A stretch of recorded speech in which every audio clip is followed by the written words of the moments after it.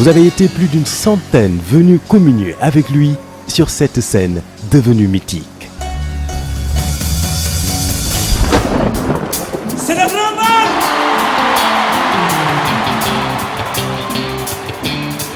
De tous les coins et recoins du monde, le sourire, la bonne humeur, les préparatifs commencèrent. Les tailleurs se mirent à coudre les plus beaux bobos. L'or des bijoutiers reprirent à couler pour le bonheur des belles dames africaines. Vos cris de bonheur et d'exaltation feront monter les décibels. Les solos de guitares électriques se feront plus lancinants, les danseurs tourbillonnant au rythme infernal des tambours africains, tandis que la voix atteindra des octaves jamais égalées. Grâce à vous, l'ambiance sera encore extraordinaire. La fête sera grandiose.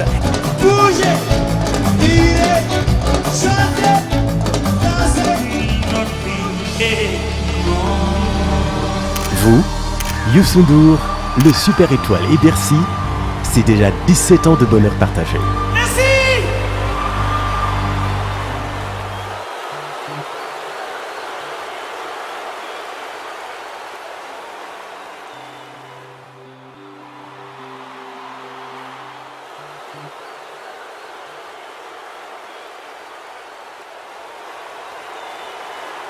Ça, c'est Youssou N'Dour.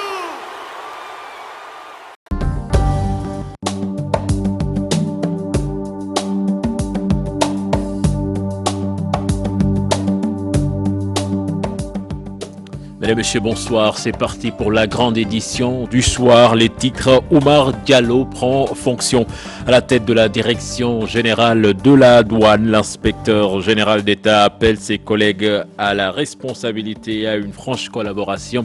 C'était ce matin lors de la passation de service avec son prédécesseur.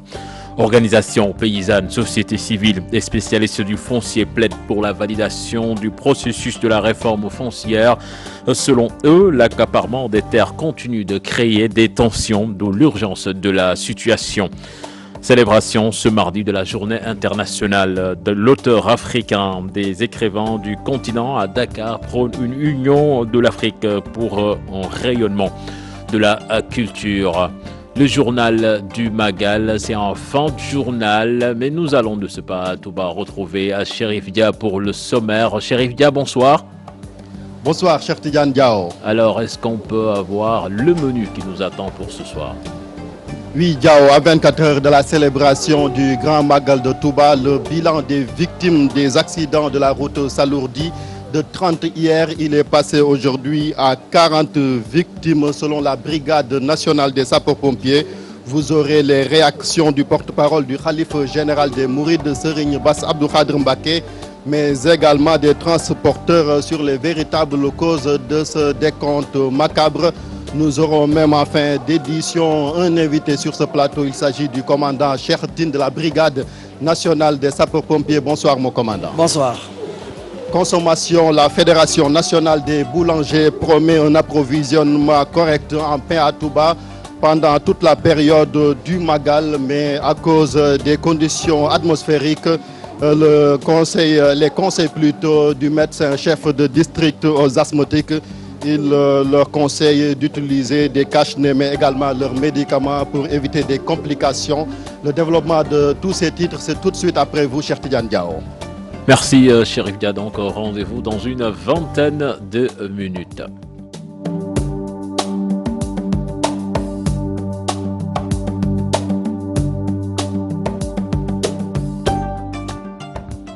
Bienvenue à toutes et à tous. Oumar Diallo a pris fonction à la tête de la direction générale de la douane. Au cours de la cérémonie de passation de service, l'inspecteur général d'État a invité ses collègues à une franche collaboration. Son prédécesseur estime que qu'il est l'homme qu'il faut à la place qu'il faut. C'était ce matin lors de la cérémonie de passation de service. Compte rendu signé Pape Sangone Mbaye et Cheikh Tidiane Dione. Oumar Diallo, douanier à la retraite, devient le nouveau patron de la direction générale de la douane en remplacement de Pape Ousmane Gueye. Oumar Diallo se dit conscient du lourd fardeau qu'il porte. Je suis persuadé que vous êtes prêts avec moi à faire autant et mieux pour mériter davantage et davantage de la confiance des hautes autorités de notre pays. Mais surtout, rétablir la confiance qui ne devait jamais échapper entre la douane et les populations, entre la douane et les opérateurs économiques. Le tout ménagé et coaché par des chefs, je dis bien chefs, qui prendront leurs responsabilités. Je ne vais pas prendre moi seul la responsabilité. Vous êtes des chefs, vous les prendrez et on les prendra ensemble. Pour prendre des mesures audacieuses et déterminantes à la mobilisation et la sécurisation des recettes. Le directeur sortant, lui, reste convaincu que son successeur est un homme du sérail, Oumar Diallo, est l'homme qu'il faut, à la place qu'il faut. Permettez-moi, en ces moments aussi solennels, en ce qu'il consacre de vastes retrouvailles de la famille douanière dans son ensemble, de souhaiter la bienvenue parmi les siens au directeur général des douanes entrant, l'inspecteur général d'État Oumar Diallo.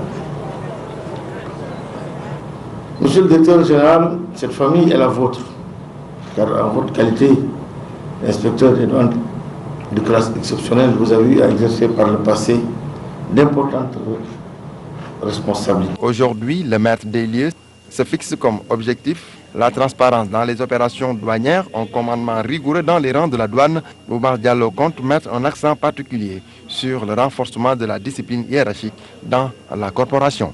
Cher Stiyan John, l'indépendance de la magistrature et les technologies se conjuguent au futur. C'est le thème du 3e colloque organisé à Dakar par le réseau francophone des conseils de la magistrature judiciaire. Le but est de se pencher sur l'introduction des nouvelles technologies de l'information et de la communication dans la justice. Compte rendu signé Fatou Bintou Conté et Mohamed Dian. L'introduction croissante des nouvelles technologies dans le secteur judiciaire interpelle les pays de la francophonie. À cet instant, un colloque sur l'indépendance de la justice et les TIC se tient à Dakar. Car avec ses réseaux sociaux, la justice est mise à rude épreuve. Le présent colloque sur le thème « L'indépendance de la magistrature et les technologies se conjuguent au futur » devrait apporter des éléments de réponse sur des problématiques d'actualité liées à l'utilisation des nouvelles technologies, de l'information et de la communication dans l'administration de la justice en général et par les magistrats en particulier, au regard de leur statut et des risques potentiels encourus, notamment sur les réseaux sociaux. En effet, une utilisation inadéquate de ces technologies pourrait aboutir à des comportements plaçant le juge en marge de sa déontologie et mettant en cause son indépendance, bien que, nous en sommes conscients, nous devrions rester ouverts à la société de l'information. Cette rencontre de Dakar va permettre à ces juges de mieux appréhender les menaces qui peuvent peser sur leur métier.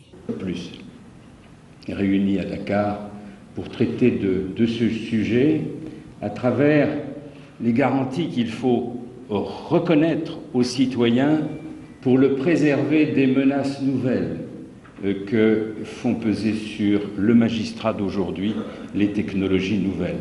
Vous l'avez dit, Monsieur le Premier Président, à qui je veux rendre hommage aussi pour tout l'engagement que vous manifestez dans cette réunion magnifique.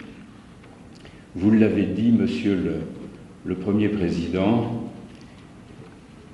la responsabilité pour le magistrat, elle s'appelle la déontologie, c'est un ensemble de principes, de valeurs qui fait qu'il est capable de résister à toutes les pressions venues de l'extérieur et aussi à celles venues de lui-même et aux risques qu'il peut prendre dans sa vie privée, notamment à travers les réseaux sociaux et les allégeances que ceux-ci peuvent engendrer.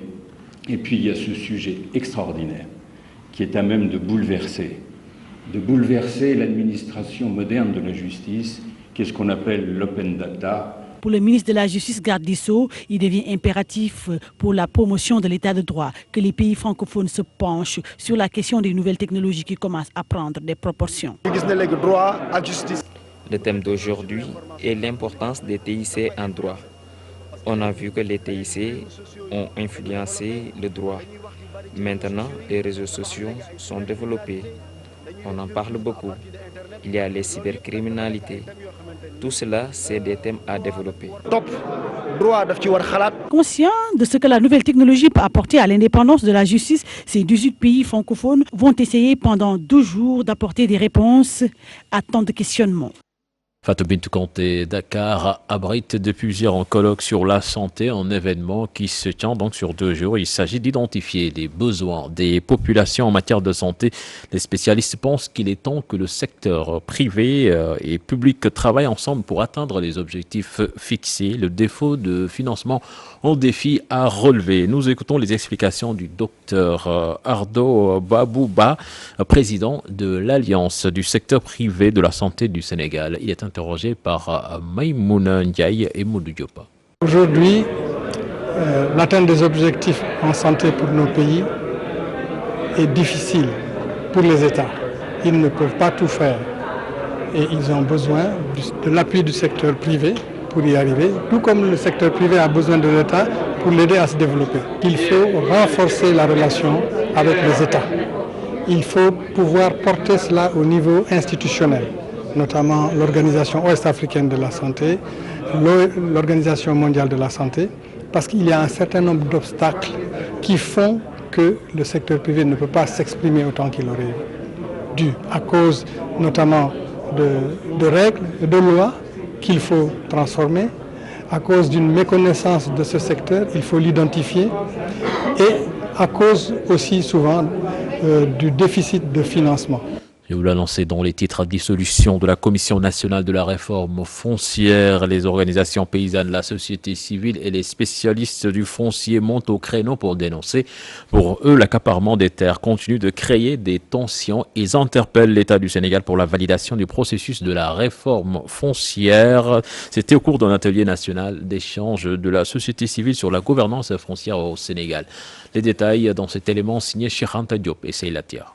Les représentants des organisations paysannes, des juristes, des sociologues spécialistes du foncier, des membres de la société civile s'étaient donné rendez-vous à Thiès pour se pencher sur la lenteur notée dans le processus de réforme foncière, au moment où l'accaparement des terres continue d'alimenter les débats. Que le document de politique foncière de la CNRF a fait l'objet d'une validation par l'ensemble des parties prenantes le 17 octobre 2016 et remis au président de la République à la date du 7 avril 2017. Constatant l'arrêt pour le moment du processus de la réforme depuis la remise du document de politique au président de la République.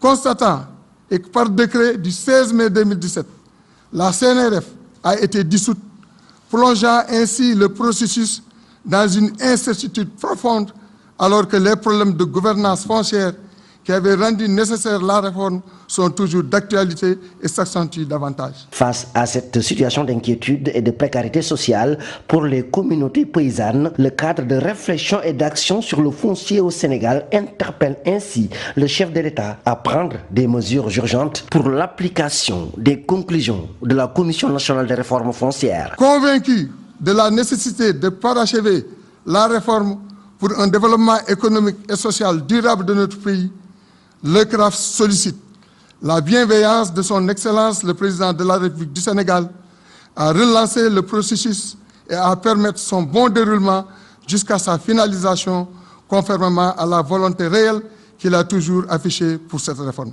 Ces acteurs ne comptent pas baisser les bras. D'autres actions sont prévues pour alerter l'État.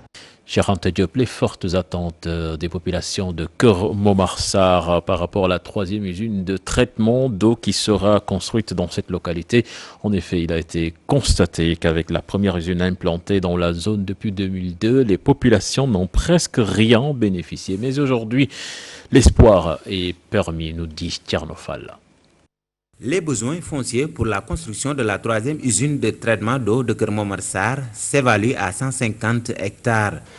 Pour déjà y installer les annexes de la nouvelle usine, mais également y construire une centrale solaire qui nécessite quand même beaucoup une grande surface foncière.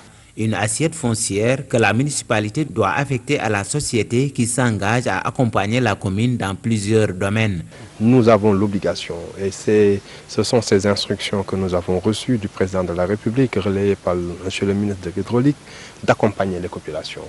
Et à notre façon, nous accompagnerons également, nous ferons un appui budgétaire à la commune de Keur-Massar afin de les accompagner dans leurs actions de tous les jours. Dans le cadre de la composante sociale du projet KMS 3, la SONES a prévu de construire des abreuvoirs dans la localité où l'élevage occupe une place importante dans la vie des populations. Pour ce faire, nous nous sommes rendus sur le site qui était un parcours de bétail et nous allons déplacer ce parcours en construisant des abreuvoirs pour les éleveurs afin que le bétail puisse s'y alimenter en eau.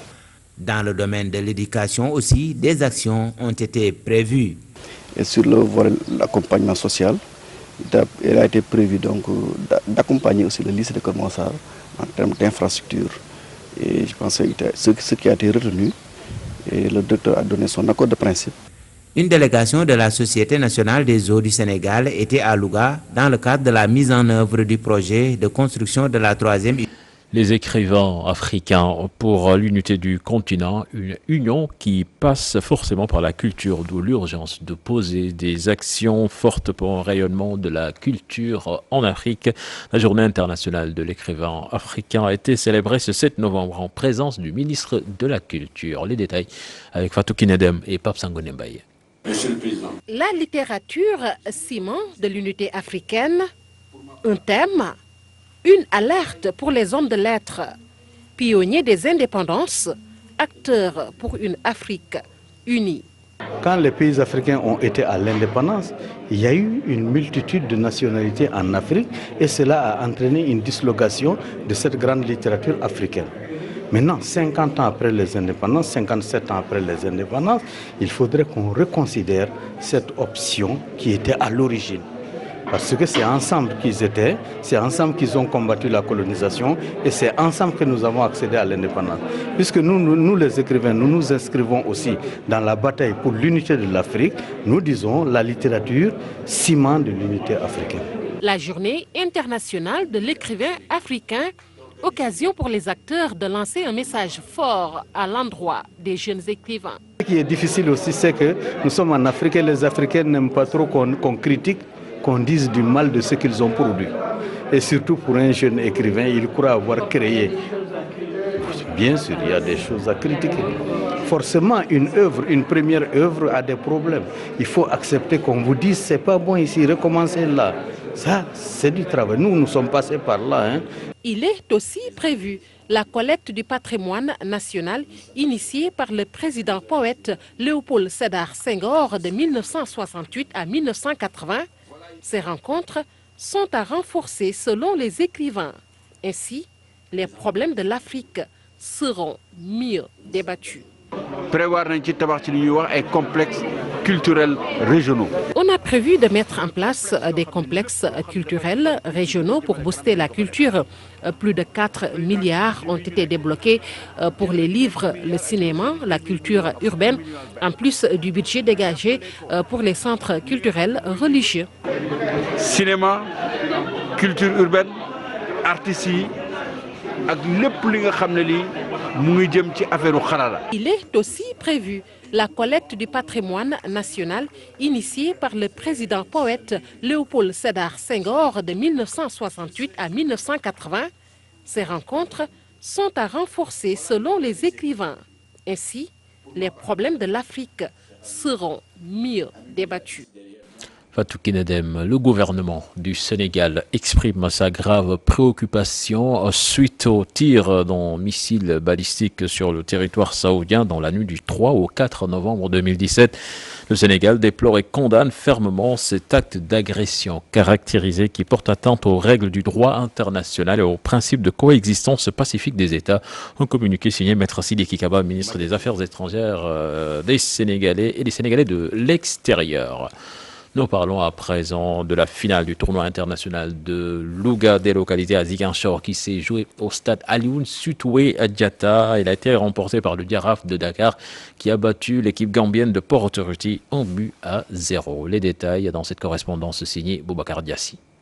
La finale du tournoi international de Louga, délocalisé à Ziguinchor, a opposé Gambia Port Authority de Banjul au Jaraaf de Dakar. La première mi-temps est largement dominée par les Gambiens en maillot bleu. Ils ont même obtenu un penalty non marqué. La seconde période, plus équilibrée, permet au Jaraaf, plus réaliste, de marquer l'unique but de cette finale. On a atteint notre objectif. Parce que quand on venait pour participer à ce tournoi, déjà on a dit qu'on va jouer la finale. Alhamdoulilah, on a joué la finale et après on a pris la coupe. Pour voir le match de finale, c'est bon. L'équipe bi play na bu baax a baax ci première mi-temps bi dominé nañ game bi am nañ chance pour score do scoring ko ñom ñu capitaliser second half bi deuxième mi-temps bi dugal bi biñ ci am ñu serré match bi jeex. Les organisateurs du tournoi tirent le bilan. Oh, très satisfait, très satisfait. Vous savez, certains pensent que remplir un stade, c'est ce qui fait la satisfaction d'un promoteur.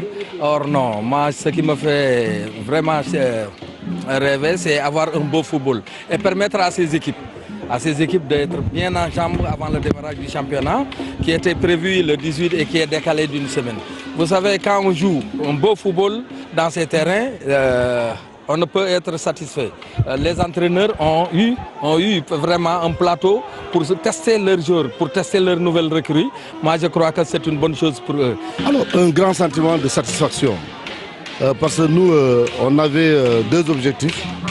Le premier objectif, c'était de réussir l'organisation de ce tournoi, qui est à sa 5e édition. Nous sommes tous bien d'accord d'organiser ça à Ziguinchor, en élevant un peu le rang et le niveau. Le rang par rapport à certains pays qui sont limitrophes et qui devraient participer. Ce niveau dont je parle comme ça se concrétise dans tous les matchs que vous avez suivis. C'est pour dire que c'est un bon moment de préparatif. Le gouverneur de Ziguinchor apprécie. C'est un tournoi qui vient renforcer les liens séculaires de fraternité et de solidarité qui ont toujours existé entre le Sénégal et ses voisins. 7 équipes ont pris part à ce tournoi dont le podium est complété par le Ndiambour de Louga. Boubacar Diassi, merci. Le journal du Magal, c'est à suivre dans moins de 5 minutes. Et puis retenez, suite à l'accident survenu hier à Louga, avec un bilan de 25 morts, le gouverneur de la ville informe que 3 corps, tous âgés, tous d'âge avancé, sont toujours à la morgue de l'hôpital Amadou Sahir Mbaye. Alioune Badara Meng lance un appel aux populations qui auraient des proches qui ont quitté Richard Toll et qui n'ont pas de leurs nouvelles de se rapprocher des autorités sanitaires de Louga et de Saint-Louis. Distribution de repas au café à Tivaouane. Des jeunes et des femmes de Sopey Al-Amin accompagnent des pèlerins en route pour Touba. C'était une recommandation de feu Abdul Aziz Al-Amin. Un reportage signé Cheikh Anta Diop et Seylatia. En route vers le Magal de Touba, Tivaouane accompagne les pèlerins mourides, distribution de denrées alimentaires. Des jeunes et des femmes regroupés au sein de l'association Sopey Al-Amin veulent manifester leur solidarité et attachement aux valeurs incarnées par Mamche Ahmadou Bamba Mbaki. Notre association Sopey Al-Amin, qui a été baptisée, reconnue et sponsorisée par Serigne Abdou Aziz Al-Amin, est venue aujourd'hui pour que cette manifestation fasse tache d'huile. Notre objectif est véritablement de faire de cette activité ce joyau vital sur lequel sera inscrite de manière pérenne une des pulberbages de la cohésion sociale entre les différentes confréries. Ces actions de grandes envergures seront éparpillées dans certaines localités du pays. C'était sur initiative de Serigne Abdou Aziz Al-Amin. Cette activité résulte donc d'une forte recommandation de Serigne Abdou Aziz Al-Amin. Vous savez tous que on ne peut pas rallier la ville sainte sans pour autant passer sur ces axes, c'est-à-dire Tivaouane, Kébémer et Thiès. C'est pourquoi nous avons décidé cette année de faire un lancement officiel à travers cette petite cérémonie qui a vu la présence véritablement des autorités mourides, mais aussi des autorités de la Khadra de notre guide Cheikh Sidi El Hadji Malick. Cette communauté tidjane de Tivaouane veut perpétuer ce geste. Selon les membres de cette association, Serigne Cheikh Sidi Mokhtar Mbacké, le khalife général des Mourides, et le défunt khalife des Tidjanes, Serigne Abdou Aziz Sy Al Amine, ont toujours voulu le rapprochement de toutes les confréries du pays. Cheikh Anta Diop, à la découverte à présent du fidèle compagnon de Cheikh Ahmadou Bamba, Mame Cheikh Ibra Fall, fils de roi, il a très tôt décédé la sagesse de Serigne Touba.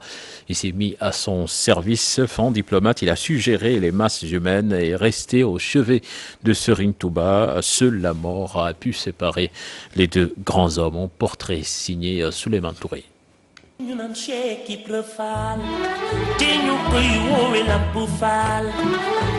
Dans la communauté Baye Fall, le plus présent des absents est sans doute Mame Cheikh Ibra Fall.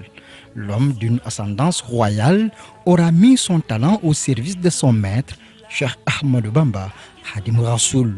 Cheikh Ibra Fall était un cas exceptionnel. D'abord, il était un fils de roi. Les marabouts étaient des sujets des rois. La majorité des tiers, ils sont venus sous la direction de Cheikh Ibra Fall. Cheikh Ibra Fall savait comment gérer cette masse humaine et qui faisait une masse importante du pays. Abdallah Fahmi, tunisien de nationalité de confrérie mouride, parle avec aisance du fidèle compagnon de Cheikh Ahmadou Bamba, Mame Cheikh Ibra Fall. C'est le premier qui a commencé à se comporter avec Khadim Rassoul comme les Sahaba se comportaient avec les prophètes. Le prophète Mohammed sallallahu alayhi wa sallam, le crachat ne tombe pas par terre, il est attrapé en plein vol. Et les gens se frottent avec. S'il fait les ablutions, ils vont s'entretuer pour prendre l'eau.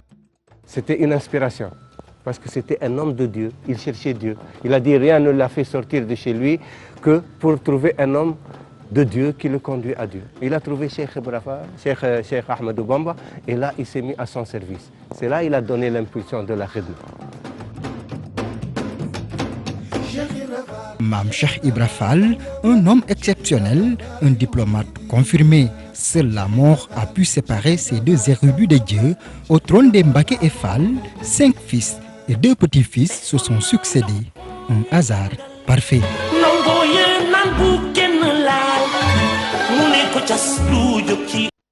Souleymane Touré, c'est la fin de la première partie de ce 20h. La suite va se dérouler à Touba avec Chérif Dia qui est déjà en place. Chérif Dia, l'antenne est à vous. Merci Cheikh Tidiane Diaw, mesdames, messieurs, rebonsoir et bienvenue à ce journal du Magal.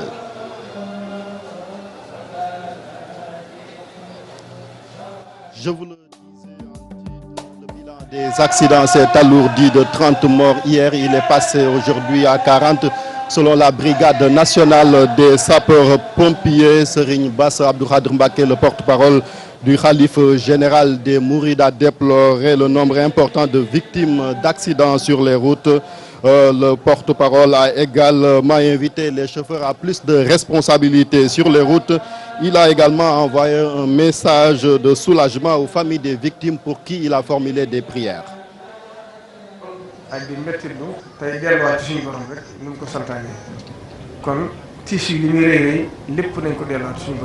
Je suis vraiment touché par la mort de dizaines de fidèles suite à des accidents de la circulation. Je prie Dieu pour qu'il les accueille au paradis. Et j'ai de l'espoir pour eux, car ils étaient venus à Touba pour la bonne cause. J'exprime ma solidarité aux familles des victimes et compatis à leur douleur. Je m'adresse maintenant aux chauffeurs qui doivent être plus responsables sur les routes. Ils ne doivent pas sacrifier des vies humaines à cause de l'argent.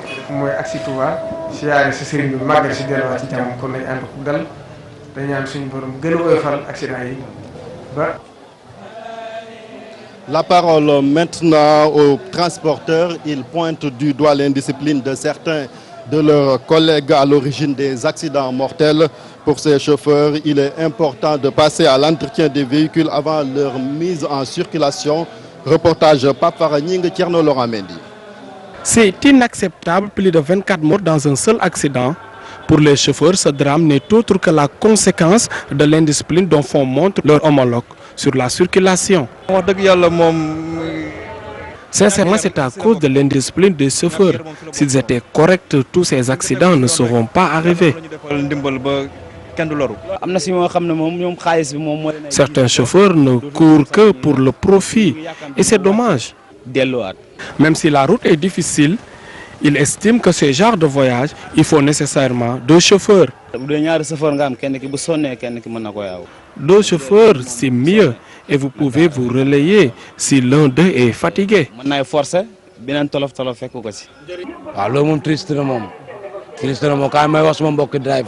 C'est vraiment triste. Je conseille à mes collègues chauffeurs de faire doucement sur la route au lieu de se précipiter.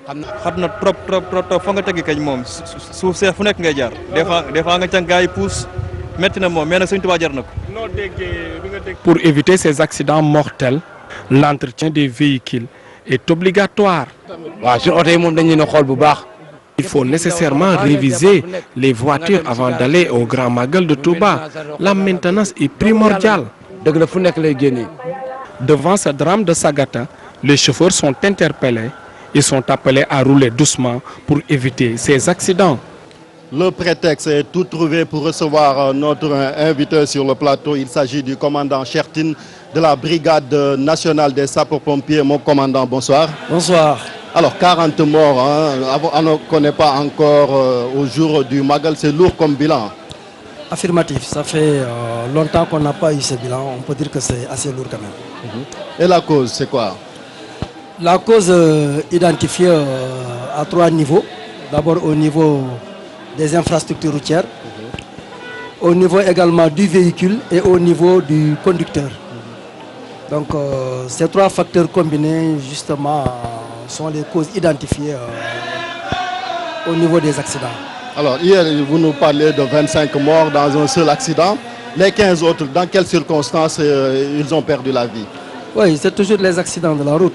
Le bilan a évolué entre 12h et 20h.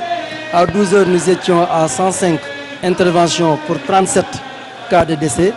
À l'heure où je vous parle, nous sommes à 133 interventions pour 40 cas de décès. Ceci tout simplement pour dire que le bilan évolue. On sait que les pèlerins viennent de partout pour commémorer le départ en exil de Cheikh Ahmadou Bamba. Quelles sont les routes les plus accidentogènes selon vous?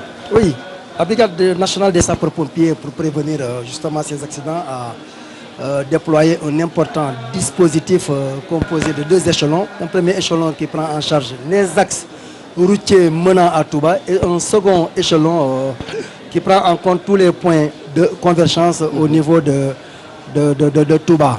Alors, les axes accidentogènes, d'abord le premier axe qui a été identifié, c'est l'axe qui part de Kébémer, Darou-Mourti en passant par Sagata, et l'axe qui part de Mekhe en passant par Pekes et rejoindre Darou-Mourti également.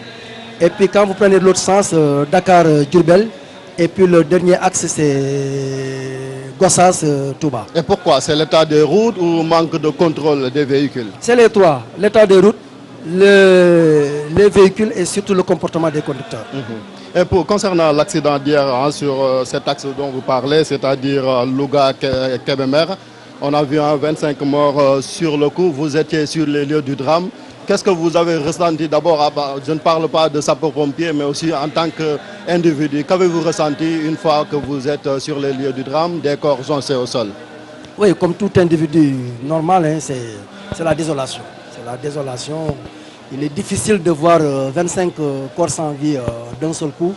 Et vraiment, c'est désolant. C'est désolant. Et maintenant, pour l'évacuation, avez-vous eu des difficultés pour l'évacuation des victimes, puisque c'est le centre de santé, l'hôpital régional de Louga, que vous avez acheminé les corps? Donc, comme j'ai dit, l'important dispositif qu'on a mis en place nous permet à chaque point d'accident de faire converger un moyen d'évacuation. Et aujourd'hui, nous avons un élément de régulation qui nous permet d'être en contact avec les structures sanitaires. Et d'un seul coup, nous pouvons nous orienter à partir de cet élément de régulation vers la structure la mieux adaptée pour recevoir la victime. On a vu qu'avant le Magal, il y a des campagnes de sensibilisation qui ont été organisées pour appeler le chauffeur à la prudence. Malgré tout, on a noté des accidents. Alors, si vous comparez le bilan de cette année aux éditions précédentes, que dites-vous? Il est évident que le bilan de cette année est beaucoup plus important que l'année dernière. Malgré, vous l'avez dit, les campagnes de sensibilisation que nous avons eu à mener bien avant le Magal, par des visites de prévention, des activités de sensibilisation au niveau des usagers de la route. Et aujourd'hui, nous continuons à mener ces actions de sensibilisation pour accompagner justement le reste du Magal. Certains parlent même d'un peu de durcir les sanctions pénales. Est-ce votre avis? S'il faut durcir les sanctions, oui, parce que si ça tend à réduire le cas d'accident, oui. Alors maintenant, vous avez également effectué d'autres interventions au-delà des accidents routiers, hein, c'est les incendies. Là aussi, est-ce qu'on peut avoir des chiffres? Effectivement, nous sommes implantés à Touba depuis le samedi passé. Et à nos jours, nous avons effectué 7 sorties pour incendie. Mais toutes ces incendies ont été maîtrisés rapidement grâce au dispositif qui a été mis en place. Et vous êtes là jusqu'à quand? Nous sommes là tant que les pèlerins sont là. Et nous comptons nous retirer en fonction de la façon dont Touba va se vider de ses. Il y a aussi des risques d'incendie avec des branchements clandestins pendant cette période-là. Est-ce que vous avez pris des mesures pour empêcher de tels drames? Tout à fait. Nous avons mené des activités de sensibilisation en ce sens. Mais au-delà de ces activités de sensibilisation, nous avons identifié les points de rassemblement et nous avons mis en place un dispositif prêt à intervenir en cas d'incendie. Merci beaucoup. Je vous remercie. Je rappelle que nous recevions le commandant Chertine de la brigade nationale des sapeurs-pompiers. On parle maintenant de consommation avec l'approvisionnement en pain qui ne souffrira d'aucun manquement. Selon la Fédération nationale des boulangers, l'organisation a été reçue par Serigne Mountaha Mbacké à leur sortie d'audience. Ils ont également évoqué les problèmes que rencontre le secteur. Voici le président Amadou Gaye, interrogé par Ibou Kane et Mbaye Diouf. La Fédération nationale des boulangers du Sénégal, avec l'ensemble des boulangers de Touba, soutiennent qu'il n'y aura pas de pénurie de pain ici à Touba. Ils ont pris toutes les dispositions pour que le pain ne manque pas à Touba et un pain de qualité. Donc malgré cette disponibilité, ils nous a reçus avec vraiment tous les honneurs. C'est pourquoi aujourd'hui nous sommes là pour magnifier ce geste. Malgré aussi, on a aussi parlé, bien sûr, des problèmes que rencontrent les boulangers du Sénégal. Et en perspective des assises de la boulangerie, nous avons effectivement parlé des problèmes de la TVA, du prix de la farine que nous avons soumis aux autorités religieuses. Les asthmatiques sont invités à utiliser des masques, mais également de prendre leurs médicaments en cette période. Un appel lancé par le docteur Mamadou Dien, il est le médecin-chef du district sanitaire de Touba, pour permettre à ces derniers de faire face à la poussière. Nous l'écoutons, toujours interrogé par Ibrahim Kane. Comme vous l'avez constaté, avec le climat, les vents et surtout avec les travaux qui se mènent à Touba, il y a beaucoup de poussière. Donc ce qu'on recommande aux pèlerins, c'est de chercher un masque ou ce qu'on appelle cache-nez pour éviter de respirer la poussière.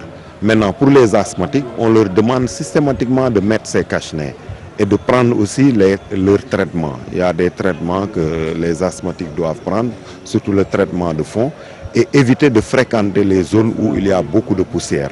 Surtout quand il s'agit de se déplacer, attendre certaines heures pour éviter de respirer la poussière au moment où tout le monde est dehors. Santé toujours, la ville de Touba et sa carte sanitaire se sont enrichis d'une nouvelle polyclinique. La structure dénommée Mame Diarra Bousso est à but lucratif, non lucratif plutôt. Elle a été inaugurée ce vendredi par le chef de l'État Macky Sall. Visite guidée avec Mame Biram Diouf et Thierno Laurent Mendy. Située à Darou Minane, la structure vient renforcer l'offre de soins à Touba et environ. Dr Boubacar Diouf, le médecin résident, donne ici un bref aperçu des spécialités composant la polyclinique. Salle de soins.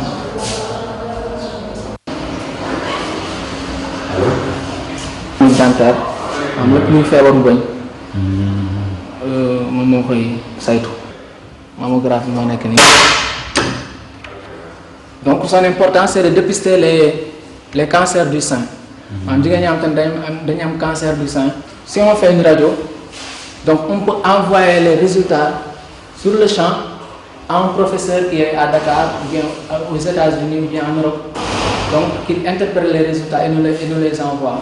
La polyclinique Assaïda Diaratul Mariam, fonctionnelle depuis presque 7 mois, est une initiative privée réalisée à hauteur de 500 millions de francs CFA.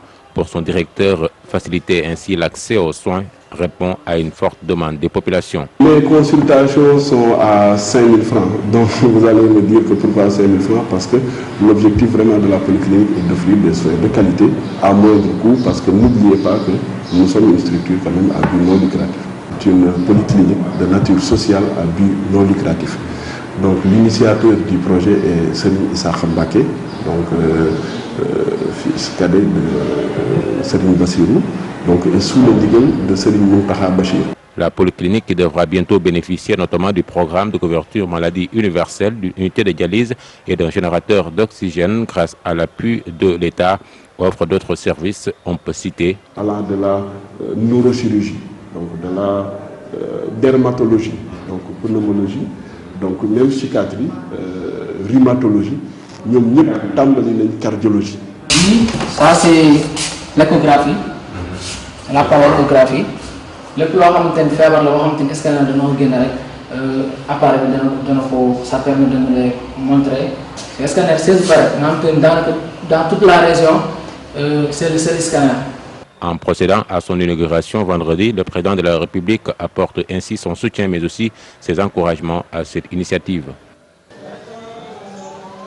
Le propriétaire de la clinique Mam Diarabousso plaide pour une gestion participative des investissements privés des talibés mourides pour le développement de la ville sainte. Il s'appelle Serigne Cheikh Issa Mbacké Ibn Bassirou, au micro toujours de Mame Birame Diouf. dañu am ñi liggéey naka jekk waaye daanaka financement bi tur financement participatif boobu nekkutoon lu feeñ waaye naka jekk noonu la taalibe yi di liggéeyee sëñ bi. Nous, Mourides, avons une façon particulière de travailler. Nous nous unissons pour créer de grandes œuvres sous forme de dons ou de hadiya. C'est le cas de la grande mosquée de Touba, de la mosquée Massalikul Jinan. Mais pour ce qui est de la polyclinique, il s'agit d'une autre forme de financement participatif. Nous devenons ainsi des investisseurs, chacun disposant d'un capital. Projet en tant qu'investisseur. Vous savez, Touba occupe une position stratégique et les autorités sont conscientes de cela. Notre souhait, c'est de mettre sur pied, ici à Touba, un hôpital d'une dimension internationale, un hôpital de référence qui accueillera des malades qui, le plus souvent, sont évacués à l'extérieur, en Europe par exemple. Le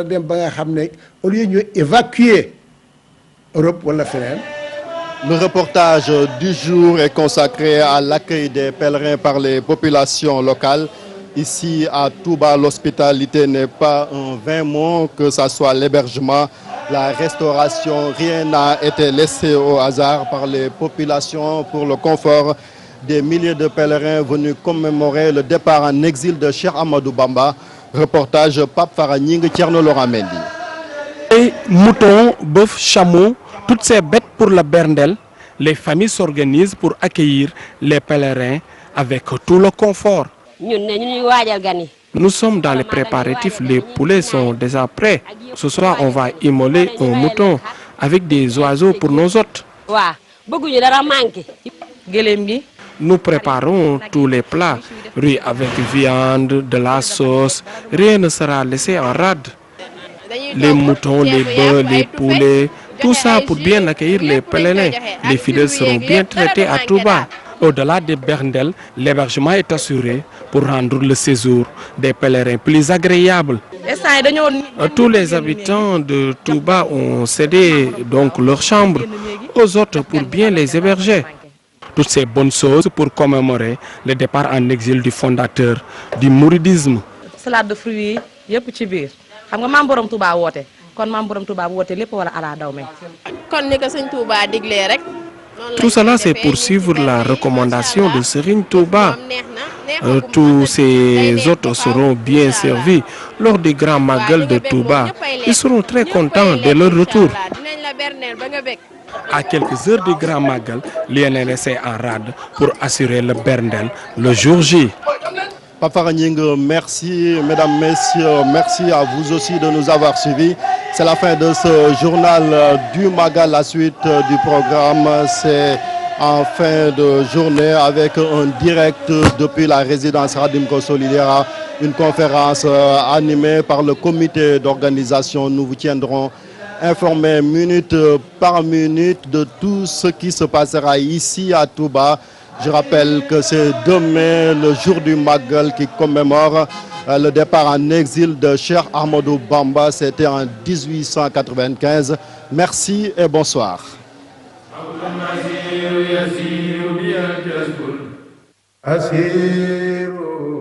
Ma